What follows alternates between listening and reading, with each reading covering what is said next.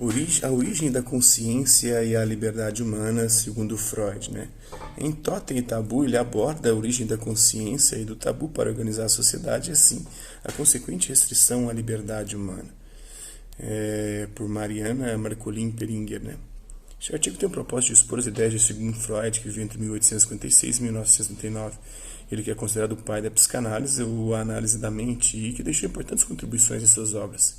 Em Totem e Tabu, Fundações da Sociedade, 1912, o Freud aborda a origem da consciência, a instituição do tabu para organizar a sociedade e a consequente restrição à liberdade humana. Freud, que era um médico neurologista e psiquiatra, nasceu em uma família judaica no Império Austríaco.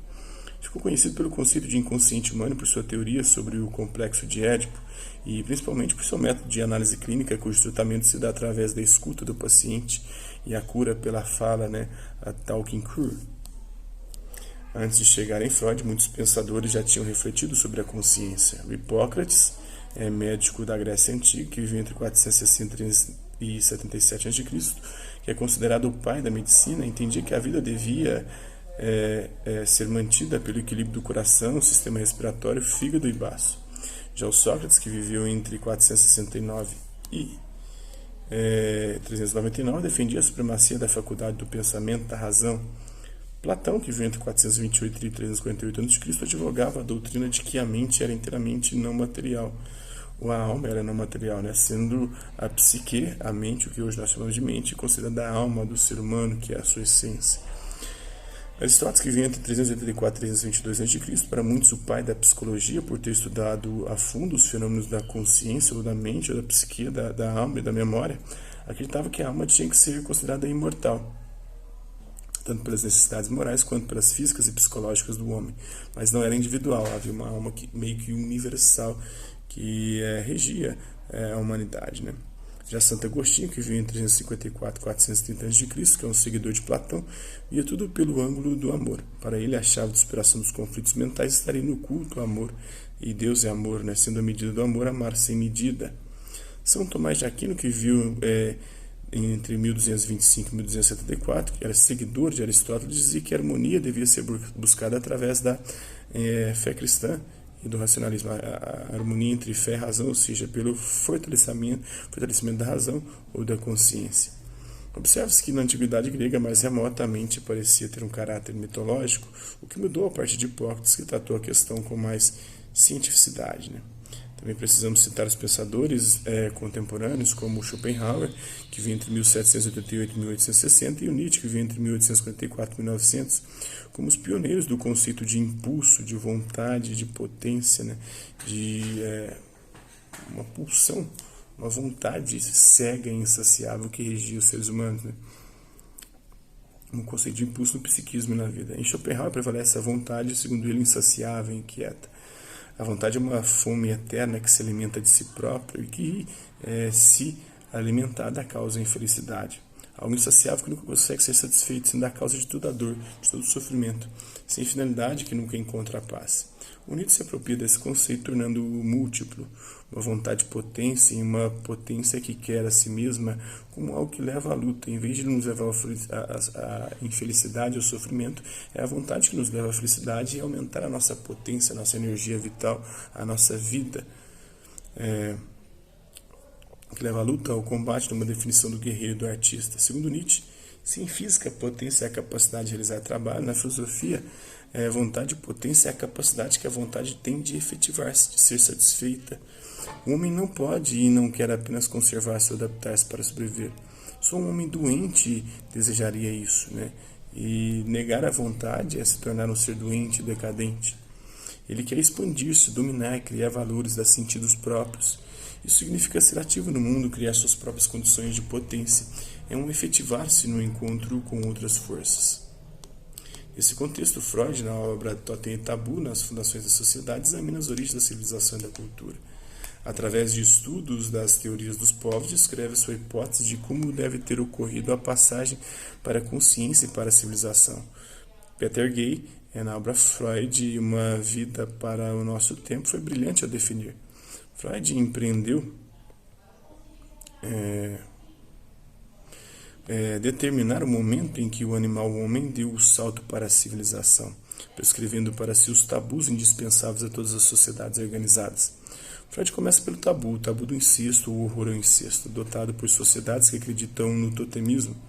O totemismo foi examinado em tribos aborígenes australianas, visto como uma raça particular, sem parentesco com vizinhos próximos.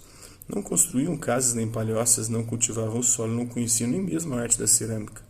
Desconheciam reis ou chefes, sendo a assembleia de homens maduros quem decidia sobre as questões comuns da tribo. O totem, que seria um símbolo que os representava, era repassado através da hereditariedade. Não observava uma moral em suas vidas, nem impunha aos seus instintos um alto grau de limitação, porém estabeleciam com enorme cuidado o impedimento das relações incestuosas. Os membros do mesmo totem não podiam se casar nem mesmo ter relações sexuais. E o que chama mais atenção é que toda a organização social parece servir a tal propósito, dado que são duas as principais características observadas. Primeiro, totem, todo o clã ou tribo tem um simbolismo, e segundo, tabu. Horror ao incesto, primeiro tabu, uma primeira restrição à liberdade humana. Né? Lembrando que entre os animais não é isso, né? Os animais, cachorro come a mãe, né? Gato também. Em Tabu e a ambivalência de sentimentos dos seres humanos, o Freud demonstra que o próprio significado da palavra tabu já se divide em direções opostas e ambivalentes. Por um lado, tabu é algo santo, consagrado, por outro, é algo inquietante, perigoso, proibido e impuro. Para ele não fazia sentido perguntar aos primitivos o verdadeiro motivo das proibições, ou seja, inquirir sobre a gênese do tabu, dado que ainda era inconsciente. Com certeza o tabu recaía sobre atividades para as quais havia um forte pendor e grande ambivalência de sentimentos. Ainda que prescinda qualquer fundamentação e tenha origem desconhecida, ele era evidente para aqueles sob seu domínio. Trata-se de uma situação realmente obscura, com os povos se submetendo a uma série de restrições. O tabu foi se tornando um poder fundamentado em si mesmo, enraizado no costume e na tradição, enfim, a lei. O tabu foi invadindo outras áreas, a mulher era tabu em períodos de gestação e pós-parto, a propriedade de um homem era tabu para qualquer outro, entre tantos outros.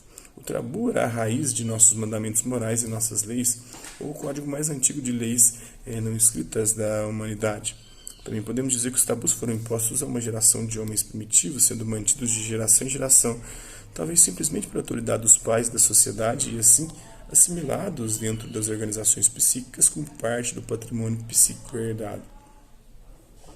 Movida simplesmente pela tradição no contexto em que o Hayek, no seu livro O Conceito Fatal, os erros do socialismo, que trata sobre a evolução cultural, no artigo Between Instinct and Reason, mostra questões ambivalentes como as duas moralidades sobre a cooperação e o conflito, né? Minds is not a guide but a product of cultural evolution and is based more on imitation than on insight or reason. Em suma, ao abordar o totem, Freud combina uma das teorias de Charles Darwin sobre os arranjos das primeiras sociedades humanas, o macho alfa cercado por um harém de fêmeas, semelhante ao arranjo de gorilas, e a teoria do ritual de sacrifício, tomada emprestada de William Robertson Smith, concluindo que a origem do totemismo repousa num evento singular. Foi em seu último ensaio que Freud deu seu voo mais inventivo, migrando do tabu para o totem.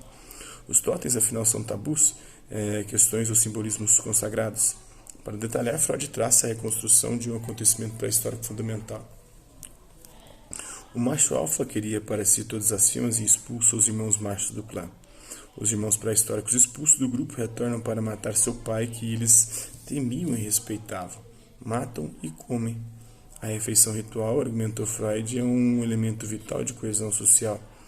Ao sacrificar o totem, que é da mesma substância que os homens que o comem, o clã reafirma sua fé e identidade. É um ato coletivo, pleno de ambivalência. A morte do ser totêmico é ocasião para a dor, seguida pelo júbilo. Na verdade, a festa, a continuação da matança, é algo exuberante e desinibido, um complemento curioso, mas necessário do luto. Freud deduziu que o bando assassino de irmãos estava dominado por sentimentos contraditórios, a presente ambivalência de sentimentos dos seres humanos. Tendo odiado e ao mesmo tempo amado o pai temível, os irmãos foram assaltados pelo remorso, que se apresentou numa nascente consciência de culpa. Na morte, o pai se tornou mais poderoso do que jamais fora durante sua vida. Um líder, um totem, um deus, uma divindade, né? O que ele havia impedido antes com sua própria existência, seus filhos agora proibiam para si mesmos a situação psicológica, a obediência protelada, né? Os filhos agora declararam proibida a morte do pai substituto, ou seja, do totem, o simbolismo que encontram para comunicar o que havia acontecido, que estavam tomando consciência e instaurar os tabus necessários para organizar a tribo. É importante observar a singular concepção de mundo da natureza adotada pelos povos primitivos, chamada de animismo, que, num sentido mais estrito, seria a doutrina das almas, ou a doutrina de que tudo tem alma, né?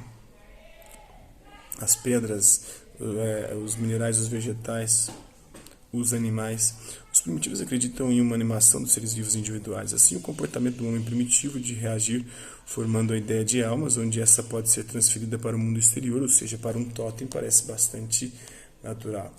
Oprimidos pela nascente consciência de culpa, os filhos instauram os tabus fundamentais do totemismo, organizando a sociedade no primeiro passo uma civilização. Totem é tabu, de fato, lançam as fundações da sociedade. Antes, as relações estavam sujeitas à arbitrariedade do indivíduo mais forte que agia conforme seus interesses e instintos. A vida humana em comum se tornou possível apenas quando houve uma maioria mais forte que o indivíduo isolado, mantendo-se superior a ele. Então, o poder dessa sociedade se estabelece em oposição ao poder da força bruta individual.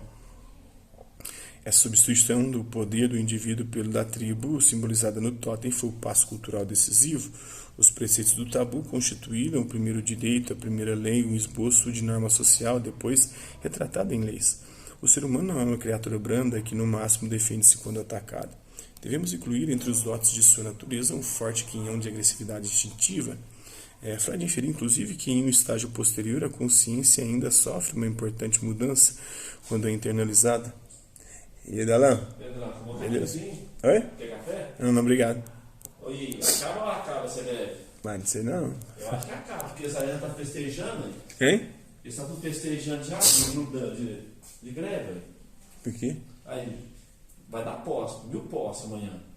E o hospital está tudo a conquista do sindicato. Eles é tão burrinho que quando ele tomou posse, ele falou que ia dar 1000 posses, tem em abril.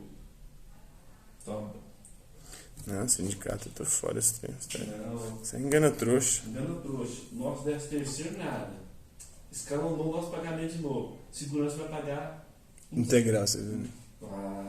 Ou se acabar essa greve agora esse mês, eu vou fazer uma carta bem redigida e vou mandar pro sindicato. E vou treinar rural também. Não é só, eu sou doidão, isso eu não conheço não. Esse sindicato é fudendo todo mundo. Não, é tudo político. Pedro, se você café, tava ali, tem um de codorna, você tá precisando, tá quentinho. Alô, Freud inferiu, inclusive, que em um estágio posterior a consciência ainda sofre uma importante mudança quando é internalizada como autoridade. Com isso, os fenômenos da consciência atingiram um novo patamar. Né? Viram o Flamengo. Está no novo patamar, né? Outro patamar. A consciência mais rigorosa e vigilante é justamente o traço característico do ser civilizado e moral.